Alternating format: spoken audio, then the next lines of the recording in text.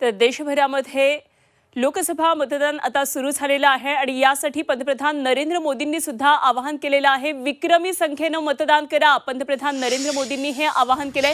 देशात आज 21 राज्य आणि केंद्रशासित प्रदेशांमधल्या 102 जागांसाठी मतदान होत आहे। तरुण आणि पहिल्यांदाच मतदान करणाऱ्यांना पंतप्रधान नरेंद्र मोदी यांनी आवाहन केलेलं आहे। 2024च्या लोकसभा निवडणुकीला आजपासून सुरुवात झाली आहे। 21 राज्य आणि केंद्रशासित प्रदेशातल्या 102 जागांसाठी मतदान होत असल्याने या जागांसाठी मतदान करणाऱ्या सर्वांनी विक्रमी संख्येने मतदान करावं असं मी आवाहन करतो। विशेषतः तरुण आणि प्रथमच मतदान करणाऱ्या मतदारांना मोठ्या संख्येने मतदान करण्याचं मी आवाहन करतो। शेवटी प्रत्येक मत हे मोजलं जातं आणि प्रत्येक आवाज हा महत्त्वाचा असतो।